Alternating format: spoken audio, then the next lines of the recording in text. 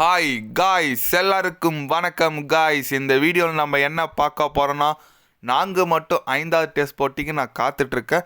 அதுவும் அடுத்த போட்டி மெல்போர்னில் எனக்கு விளையாடுறது ரொம்ப பிடிக்கும். கட்டாயம் இந்த டெஸ்ட் சீரீஸை இந்திய அணிக்கு ஆப்போசிட்டாக நாங்கள் தான் வெல்வோம் அப்படின்னு சொல்லிட்டு ஆஸ்திரேலியா அணியின் கேப்டன் பேட் கமன்ஸ் பார்த்தீங்கன்னா ஓப்பனாக பேசியிருக்காரு. அது மட்டும் இல்லாமல் இந்திய அணியில் ஒரு முக்கிய வீரர் விலகல்க, அது யார் என்னன்னு சொல்லிட்டு வீடியோவில் டீட்டெயில்டாக பார்க்கலாம். அதுக்கு முன்னே நீங்கள் நம்ம சேனலுக்கு புதுசாக வந்திருந்தீங்கன்னா ஒரே ஒரு சப்ஸ்கிரைப் மட்டும் பண்ணிவிட்டாங்க. வீடியோக்குள்ளே போகலாம். ஆமாங்க, பேட் கமன்ஸ் அவர் பார்த்தீங்கன்னா சமீபத்தில் பத்திரிகையாளர் சந்திப்புன்னு சந்தித்தார்.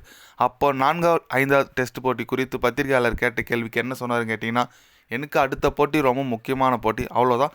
நான் 5வது டெஸ்ட் போட்டி அதுக்கப்புறம் தான் யோசிப்பேன். நான் 4வது டெஸ்ட் போட்டி எப்படி வெற்றி பெறணும் மட்டும் தான் என்னோட மைண்டில் இருக்கும். அதுவும் மெல்போர்னில் விளையாடுறது எனக்கு எப்போவுமே ரொம்ப ஒரு குட் ஃபீலாக இருக்கும். நல்ல ஒரு ஸ்பெஷலான மேட்சாக இருக்கும்.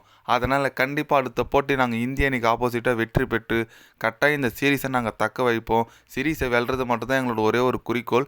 அது மட்டும்தான் எங்கள் மைண்டில் இருக்குது. எங்களோட மைண்ட் அதுக்கப்புறம் பார்த்திங்கன்னா ஐசிசி டெஸ்ட் சாம்பியன்ஷிப் ஃபைனலுக்கு போகணும். அதுக்கான வேலையை கண்டிப்பாக நாங்கள் பண்ணுவோம் அப்படின்னு சொல்லிட்டு நம்ம பேட் கமன்ஸ் பேசியிருக்காப்புல ஓப்பனாக.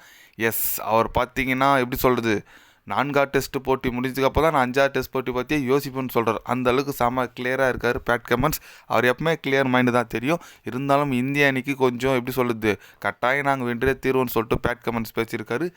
இந்திய அணி என்ன பண்ண போகிறாங்கன்னு தெரியல. நம்ம அணி வீரர்கள் வேறு. ஏன்னா எப்படி சொல்லுது, 4-5 டெஸ்ட் போட்டி நம்ம வெற்றி பெற்றால் மட்டும்தான் நம்ம எப்படி போனால் ஐசிசி டெஸ்ட்டை வச்சு ஃபைனலுக்கு போக முடியும். ஆஸ்திரேலியா தோற்றா கூட பரவாயில்லங்க, அவங்க ஸ்ரீலங்கா கிட்ட போய் 2 டெஸ்ட்டு வெற்றி பெற்றால் உள்ளே வந்துடுவாங்க ஃபைனலுக்கு. பட் நம்ம அடுத்த 2 போட்டி மட்டும்தான் இருக்கிறது. இந்த டெஸ்ட்டு ஐசிசி டெஸ்ட் சாம்பியன்ஷிப் ஃபைனலுக்கு தொடருக்கு முன்னே இருக்குது 2 டெஸ்ட் போட்டி தான். இது கட்டாயம் இந்திய அணி வெற்றி பெற்று ஆகணும் சுச்சுவேஷனில் இருக்காங்க. பார்க்கலாம், வெயிட் பண்ணி என்ன பண்ணுறது. நம்ம ரோஹித் சர்மா என்ன பண்ணுறது தெரியல. நெட்டெல்லாம் நல்லா ப்ராக்டிஸ் எடுத்துகிட்ருக்காரு. நெட்டில் அதிகமாக போயிட்டு ப்ராக்டிஸ் எடுக்குதா தகவல் வந்திருக்கு. அதில் எடுத்து என்ன பிரயோஜனம், மேட்ச்சில் எதனா பண்ணோம். ஓகே, அது விடுங்க. ஒரு முக்கிய வீரர் விலகல்னு சொன்னால அது வேறு யாரும் இல்லை, நம்ம கேஎல் ராகுல் தாங்க. ப்ராக்டிஸும் போது அவர் கையில் அடிபட்டிருக்கு. ஏன்னா அவர் கிட்டத்தட்ட 4th டெஸ்ட் போட்டி விளையாடுறது கொஞ்சம் டவுட்டுன்னு சொல்லிட்டுருக்காங்க. அஃபிஷியலாக இல்லை, பட் டவுட்டுன்னு சொல்லிட்டுருக்காங்க. அது கிட்ட ஏன்னா கொஞ்சம் இன்ஜுரி க்யூர் ஆகிடுச்சுன்னா அவனை விளையாடுறதுக்கு வாய்ப்பு இருக்குதா தகவல் வந்திருக்கு. ஏன்னா அவர் மட்டும்தாங்க நல்லா ஆடிட்டு வந்துட்டுருக்காரு. கேஎல் ராகுல் ஓப்பனிங்கில், ரோஹித் சர்மா பதில் அவர் போய் நல்லா ஓப்பனிங்கில் பண்ணுறாரு.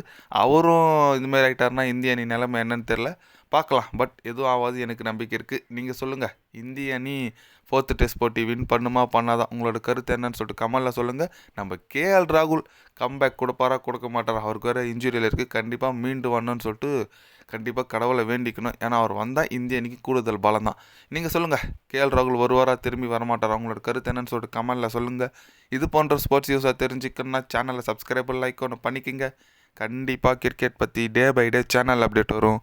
மறக்காமல் சப்ஸ்கிரைப் மட்டும் கொஞ்சம் பண்ணி வச்சுக்கோங்க. நன்றி, வணக்கம்.